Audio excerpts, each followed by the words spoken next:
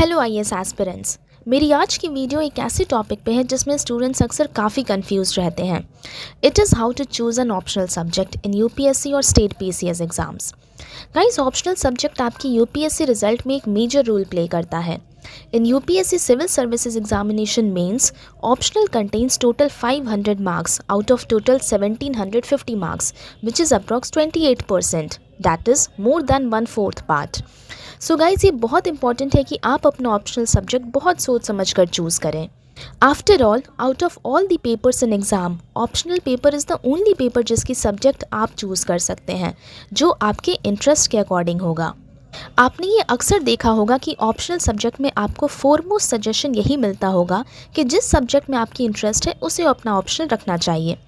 I would say कि ये statement सही तो है बट इनकम्प्लीट है, बिकॉज 500 मार्क्स की सब्जेक्ट के लिए सिर्फ इंटरेस्ट होना ही इंपॉर्टेंट नहीं होता। There are several other factors also which is extremely important to keep in your mind while choosing the optional subject. So आज मैं आपको टोटल 6 ऐसे पॉइंट्स बताऊंगी जिससे आपको अपना ऑप्शनल सब्जेक्ट चूज़ करने में काफ़ी हेल्प होगा। These 6 points are interest, availability of materials, self analysis, scoring, background and link with current affairs. Let's discuss them one by one. सबसे पहले इंटरेस्ट पे बात करते हैं। गाइस, जिस भी सब्जेक्ट को आप अपना ऑप्शनल चूज़ करना चाहते हैं उसमें इंटरेस्ट होना बहुत ज़रूरी है, बिकॉज आपको वो सब्जेक्ट एक लॉन्ग टाइम तक स्टडी करना है एंड अगर आपकी इंटरेस्ट नहीं होगी देन आप नहीं कर पाएंगे। अगर आपकी ऑप्शनल सब्जेक्ट में इंटरेस्ट होगी देन ऑप्शनल तो आपका ईजिली प्रिपेयर हो ही जाएगा। साथ में it will help you to reduce your GS papers burden. But if it is not of your interest then आप बुरी तरह से स्टक हो जाएंगे। अब बात करते हैं मटेरियल्स अवेलेबिलिटी की। सी गाइज, मटेरियल्स अवेलेबिलिटी में मेनली प्रॉब्लम्स होती है हिंदी मीडियम वाले एस्पिरेंट्स को, बिकॉज जब सेम सब्जेक्ट की इंग्लिश में वेराइटी ऑफ मटेरियल्स होते हैं एंड हिंदी में नहीं, then it becomes really difficult for Hindi medium aspirants. बाकी इंग्लिश मीडियम वालों को भी आई विल सजेस्ट कि वो एक बार अपने अकॉर्डिंगली बुक शॉप पर जाकर मटेरियल्स ज़रूर देख लें। The third point is about self analysis. यहाँ पर सेल्फ एनालिसिस का मतलब है नेचर, मतलब आपकी नेचर किस टाइप की है। फॉर एन एग्जाम्पल, आपको हिस्ट्री पढ़ने में मज़ा या इंटरेस्ट तो आ रहा है but you are not good at learning facts, या फिर आपसे इवेंट्स के ईयर याद नहीं होते। So in this case you can't only go with interest. ये एनालिसिस आपको खुद अपनी नेचर समझ कर करना होगा एंड डोंट वरी, लास्ट में मैं आपको इसका सॉल्यूशन भी बताऊंगी। The fourth point is scoring. इसे समझने के लिए आप लास्ट 5 to 10 ईयर्स के ट्रेंड को नोटिस कर सकते हैं। लाइक यू कैन सी कि किस सब्जेक्ट से ज़्यादा बच्चे क्वालिफाई हो रहे हैं and so on. The fifth point is background. Guys, ये पॉइंट इंपॉर्टेंट तो है but not for everybody.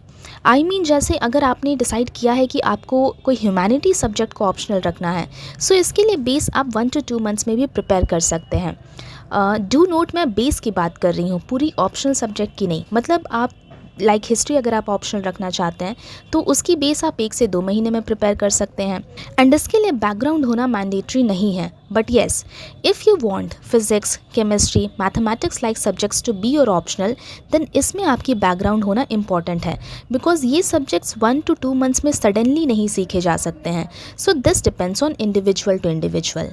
And the last point is link with current affairs. This point is also very important. Guys, कुछ ऐसे subject होते हैं जिनको आपको update करने की कोई ज़रूरत नहीं होती, लाइक हिस्ट्री। हिस्ट्री ऑप्शनल में जो क्वेश्चंस लास्ट ईयर या फिर लास्ट टू लास्ट ईयर पूछे गए थे, if same questions come in coming year then near about answer same ही होंगे। But for an example, in polity और public administration if same questions come then answers change हो जाएंगे, because ये subject को आपको करंट अफेयर से update करना होगा। या तो कोई न्यू रिपोर्ट आ जाएगी या फिर कुछ न्यू स्टडी हो जाएगा and so on. So in short, ऐसे सब्जेक्ट्स जिनको करंट से कंटिन्यूसली अपडेट करना पड़े थोड़ा टफ हो जाता है in comparison to other subjects. However guys, I believe कि ये इतना बड़ा फैक्टर भी नहीं है, बिकॉज अगर आपको इंटरेस्ट होगा देन ये आप इजीली कर लेंगे। अब बात करते हैं कि इन 6 पॉइंट्स को प्रॉपर्ली समझने एंड एनालाइज करने के बाद आप फाइनल डिसीजन पे कैसे पहुंचेंगे। इसके लिए 3 to 4 सब्जेक्ट्स शॉर्टलिस्ट कर लीजिए and purchase their NCERT books of class 9th, 10th, 11th and 12th। या फिर अगर आपके सराउंडिंग में कोई है जिससे आप बुक्स को बोरो कर सकते हैं, then you can do this also. Let's say आपने 3 सब्जेक्ट शॉर्ट लिस्ट किए, A, B and C. So now give 1 week completely for one subject, that is subject A. Then another 1 week for subject B and another 1 week for subject C. इस 1 week में आपको ये notice करना है कि आपको वो सब्जेक्ट पढ़ने में कितना मज़ा आ रहा है.